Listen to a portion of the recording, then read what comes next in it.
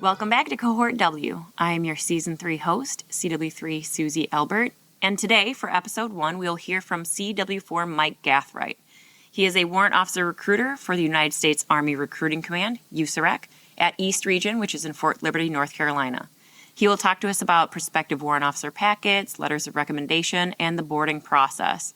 He has tons of insight, tips, and tricks for communicating one's potential to maximize the likelihood that their packet will be viewed favorably. And also he has some tips and tricks for those senior leaders that are looking to write letters of recommendation as well. So with no further ado, hello, Mr. Gathright.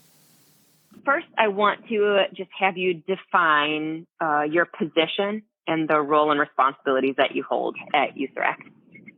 Okay, so I am a warrant officer recruiter. My position is warrant officer recruiter in the Warrant Officer Recruiting Company East Region team stationed at Fort Liberty, North Carolina. And my duties include basically prospecting potential applicants who want to go warrant, and also briefing, making sure the information gets out there to all the formations in our region, and then also working with applicants and processing their applications and basically making sure that they're set up for success from the time they become interested until the time they get selected. And I know that this is something that we had talked about the first time we talked, which was about a year ago now. I thought it was important to highlight the perspective that you had first told me about. So I guess to clarify how this conversation came about, because you are in recruiting and then I am a continuation, because at the time I was down at First Walk, I was in the continuation of accession to appointment. We had talked about basically our institution perspectives on, warrant officer candidates and the processes, and also our personal perspectives on those processes. And you explained to me back then that y'all support the packets rather than like stopping anybody from applying. So I just wanted to give you a chance to sort of highlight that, because I think that within the prospective community and also the existing warrant officer community, there's sort of a perception of that there are barriers to applying, or barriers, in like us wanting them to be selected or y'all wanting them to be selected. So I just wanted to see if you'd be willing to touch on that. Oh, sure. I understand. So, I can understand how there's perceived barriers, because there actually are some barriers. In some cases, an applicant might not be qualified yet. In other cases, they might not be either qualified or an ideal applicant, or might need some mentorship in order to become qualified and competitive. And that would come from their senior warrant officer that they're working with, based on their opinion.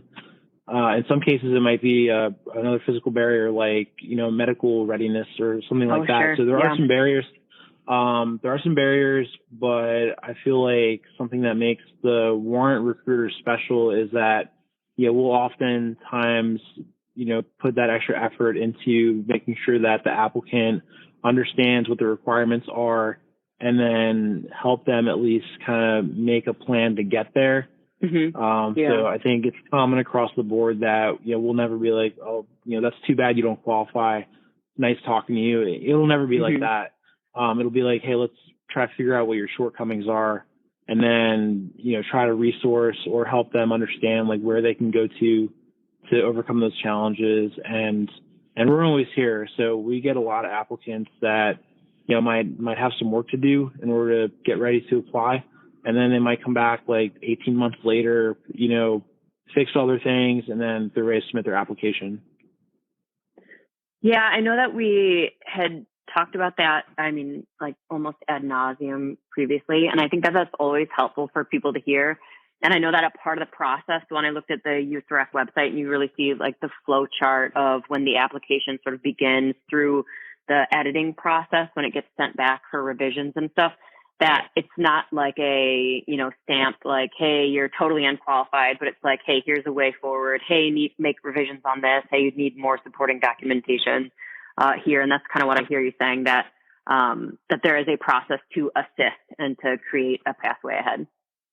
Oh yeah, absolutely. And in most cases, we have our guidelines, like our timetables for each board. But there's always, we encourage applicants to go ahead and apply once their packet's 100% complete, regardless of when they're applying, because we have a lot of flexibility, and in some cases, depending on the warrant officer MOS they're applying for, if it's critical, we can walk a packet through the process pretty quickly and expedite those things. There's a lot that we can do within our enterprise, and that's why we always encourage applicants not to self-disqualify and try not to stress out, because a lot of times the biggest barrier is themselves, either saying that, hey, I can't do it, or there's no way I can get this accomplished. That that's just a personal motivation thing. So I feel like that's one of our roles also, is just try to help provide that encouragement and give them the tools that they need to get the application in, and hopefully they get selected. Yeah, and I can say from this extended accession process that that's absolutely the perspective that I see from individual instructors and TAC officers here, is that people have so much potential, and it's like, gosh, how can we get you to where you can leverage all that potential, and we can, bring you into the cohort.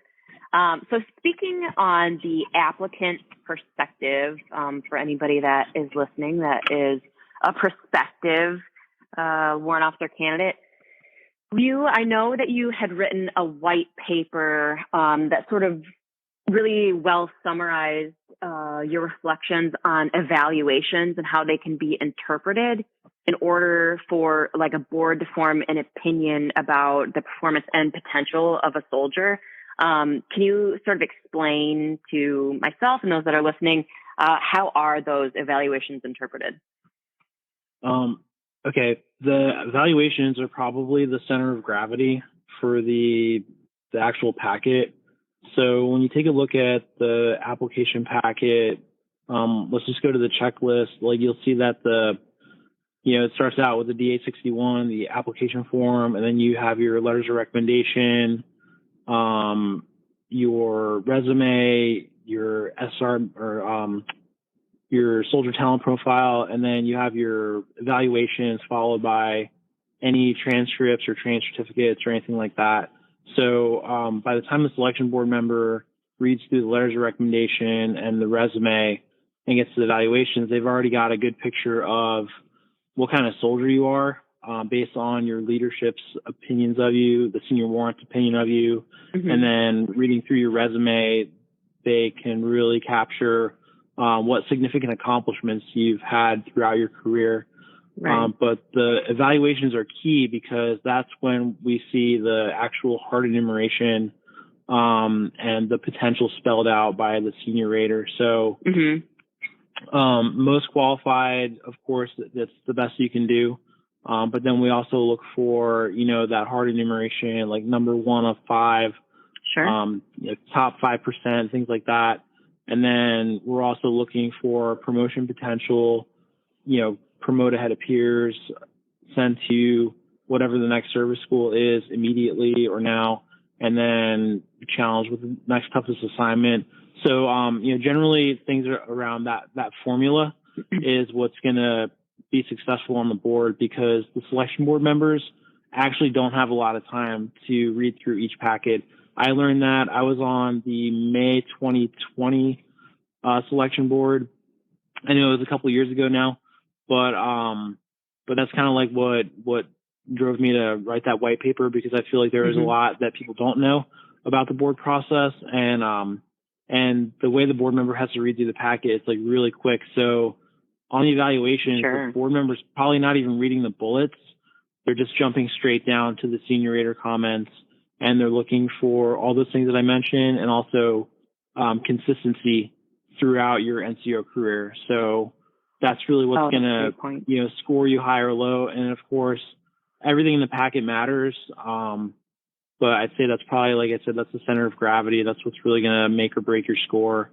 And then put you ahead of your peers are those things.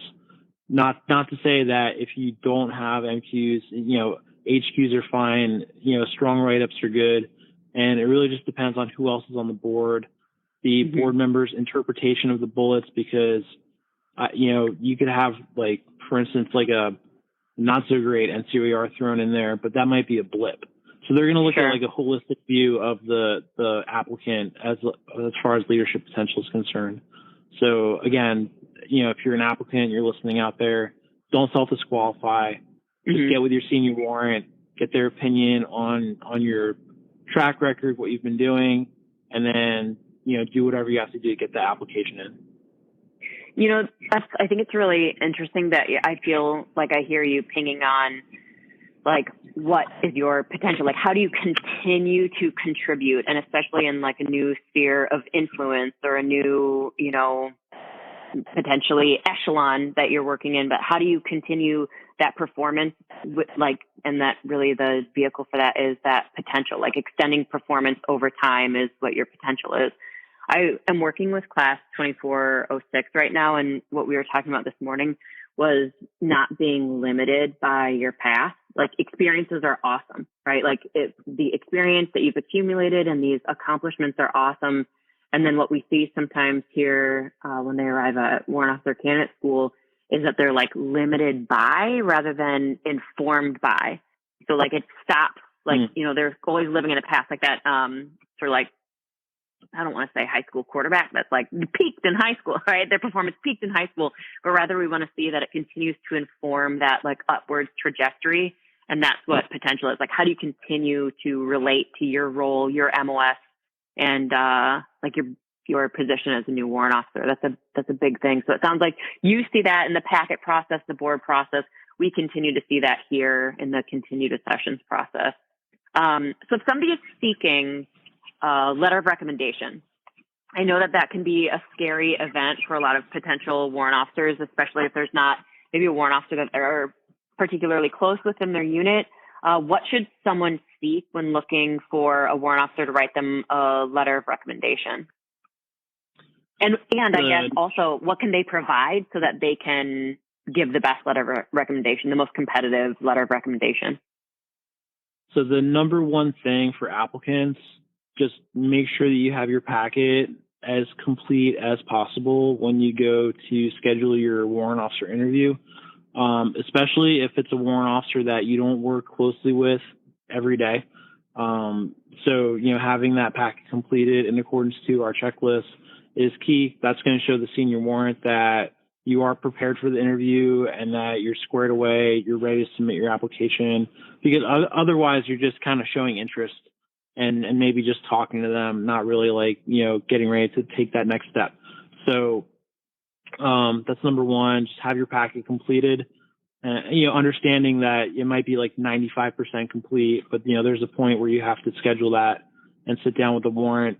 If you work with a warrant day in, day out, if you're that warrant's NCO and they have a close personal relationship with you, there might be a different, a little bit more latitude with that. But again, I always say just get with your senior warrant, and see how they want to see what their ROE is for that process. If you don't work with a warrant, try reaching out to the senior warrant in your organization, because likely they'll have a warrant officer network on your installation that they could probably reach out to somebody in the MOS that you're looking for, or if not on your installation, somewhere in their enterprise that they can reach out to.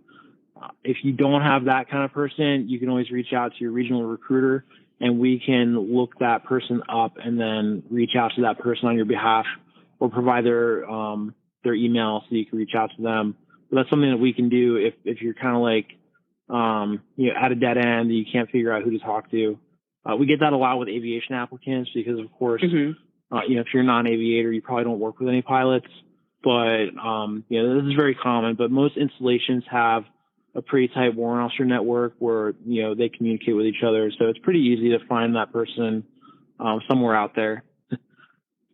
Yeah, and again, I see from the perspective of a senior leader that maybe, potential applicants aren't aware of or don't see, is that a lot of folks that I know that get requests for a letter of recommendation or to even like hold an interview, it's like exciting to them to get to sit down, talk about what's new with the branch, what somebody's contributions have been, and talk about really what does warrant officership look like and how do they want to approach it. I can honestly say that, and maybe it's because we're all getting a little bit older and sentimental, but I see a ton of enthusiasm for that. Like, oh my gosh, you want to continue to give and give in a way that sometimes, right, like warrant officership is sort of enigmatic in the way that it's not well defined anywhere. So really like crowdsourcing those ideas from enthusiastic folders who have already accomplished a lot and want to contribute in different and, largely in most circumstances, bigger ways. And by bigger, I mean the sphere of influence. So for the senior leaders out there, what advice would you give to optimize those letters of recommendation? So if they sit down, they talk to the warrant, whether they know, or the potential warrant, whether they know them or not, what are sort of some things that they can communicate that you think would make those letters of recommendation more successful? I would say that the more personal you can get, probably the better the content would be.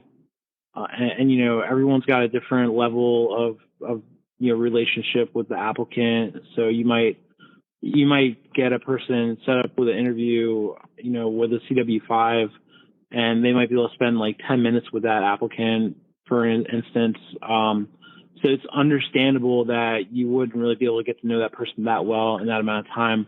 But I would say part of, the due diligence on the applicant is making sure that you've got those significant career highlights kind of at the ready. So that way the person writing the letter can have those and kind of expand on that. So, and usually the senior warrants have enough, experience throughout their career that they can kind of take one instance and kind of build on that and understand, like the applicant might have like contributed in this kind of way, but then we understand what the second and third order effects are of something like that. So that's usually enough to build off of. But I would say, being concise, just making sure there's a couple of good examples of specifically what did the applicant contribute. Mm-hmm. And then, absolutely touch on potential, because I've read a lot of senior warrant letters that, they're all pretty good, but, some are better, of course, than others. And the ones that were better were the ones that really kind of framed the applicant in terms of their potential. And it was easy to make the rest of the packet kind of make sense based on, the senior warrant officer's opinion of them. The more diluted the commentary is, then the more you're going to wonder, well, what is this person actually contributing to the mission? And why do they have potential? Like, you keep saying they have potential, but how are they demonstrating that? And if once you start asking a bunch of questions and kind of having to pick through the packet and wonder why should this person be selected as a board member, then really it's like now it's kind of become a chore, and they might not score as high as they probably could have if the packet was set up, more efficiently, if that makes sense. Absolutely. And I actually was thinking while you were talking about a way that we sort of discuss warrant officer competencies here is the acronym ICOLA. So we look at, obviously, the I as, can you integrate systems, processes, people, etc.? Can you communicate? So ICOLA, can you integrate? Can you communicate, operate, lead, and advise? And so if someone can really frame their experiences through those lenses, it helps us translate. It would help translate into your potential as a warrant officer. Yeah. I want to ask you, I know that I've not asked you this question before, so it's a bit of a surprise question. I was just thinking of it. If you had to describe the ideal candidate from CW4 Gathright's perspective, what would you say, like top 3 traits? What would you say? And I don't mean like in a packet, I mean like a person. What do you think the most ideal warrant officer candidate from your perspective these days as a warrant officer, as a retiring CW4? What does that look like? So just off the cuff,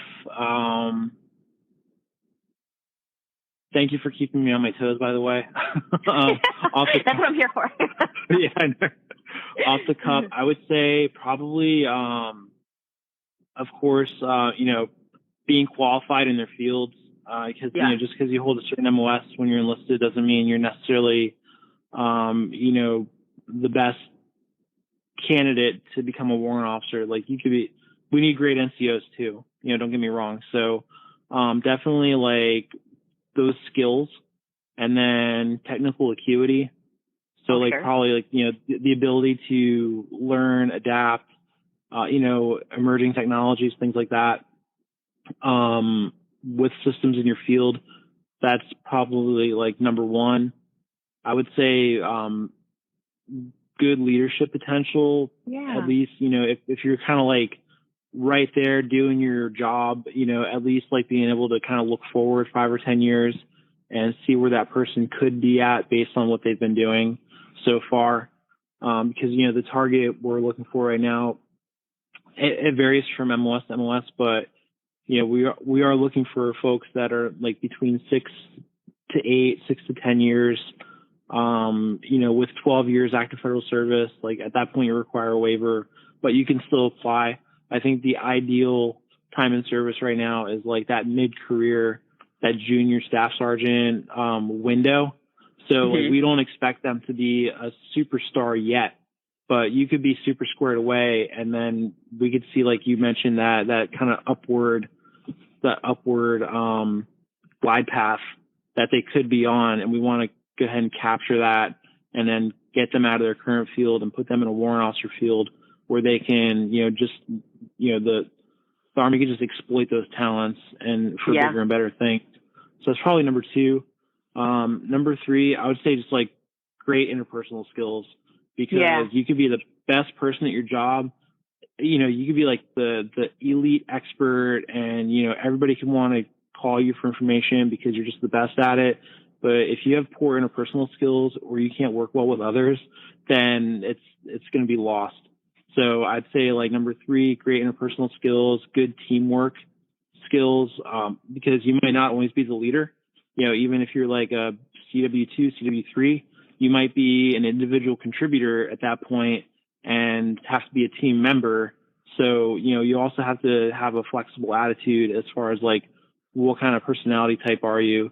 Like you can't always be an alpha type personality. Sometimes somebody else has to be in charge, or vice versa. You might need to put that hat on one day. So, it just depends on what day of the week it is. But I'd say, it's definitely adaptive.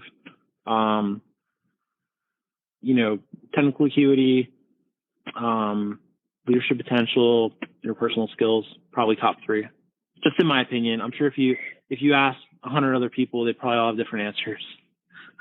And that's, I think, the strength of, the cohort. I was wondering while you were answering if you were just describing Sergeant Tran. Yeah, Mr. Tran. Mr. Now WO1 Tran. For everybody listening, Mr. Gathright's NCOIC was out here in class 2404, which was the Blue Penguins. And so I had a chance to teach doctrine to one of his soldiers, who is now a WO1.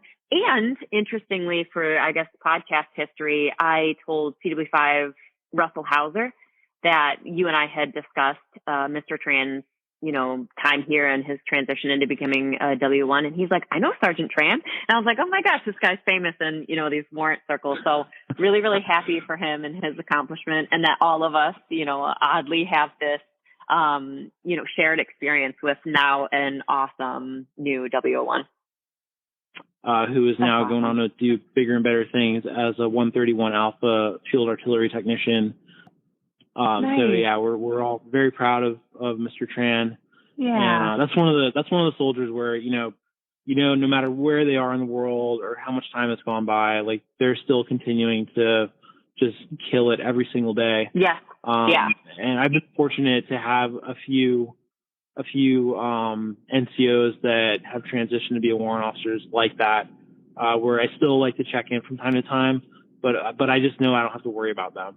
And it's a pretty good feeling that you made the right call getting them to transfer over to becoming a warrant officer. Yeah, absolutely. I know I'll speak for myself. Like, I was excited to have him as a student, just a great, diligent student and just an excellent professional demeanor. So I want to thank you so much for the time that not just this interview, but the time that we've spent over the last year really trying to understand the processes and how the accessions process leads into the appointment process.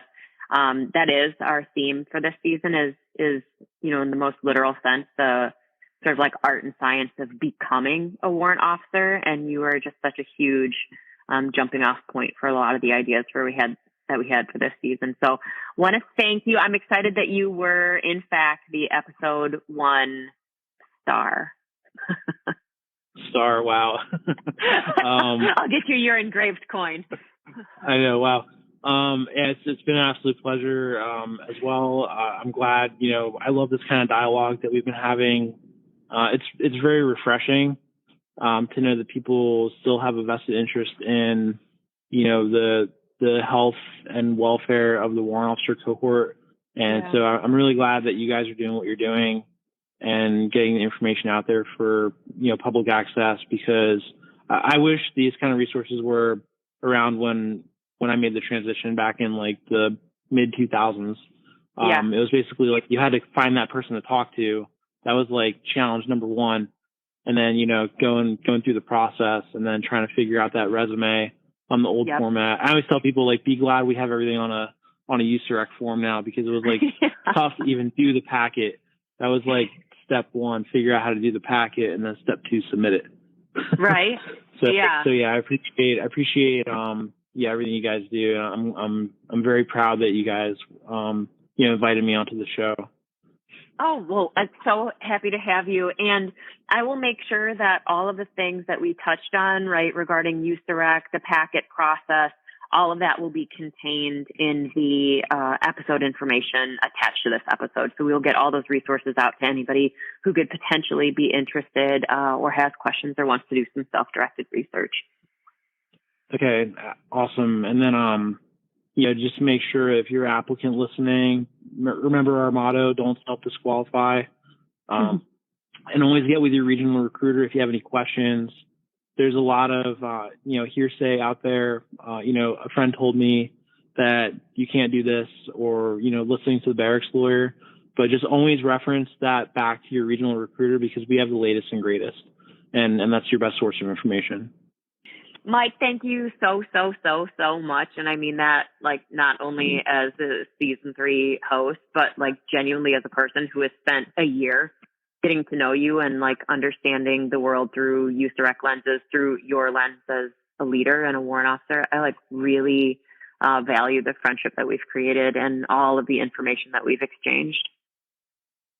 Oh, same to you. Yeah, that was nice of you to say. It's like, I'm glad, honestly, I can't remember how we ended up first talking to each other. Like, I think you just like I cold called you. A cold call. Yeah. It was like ages ago. So I appreciate that. I'm glad you called me that one day.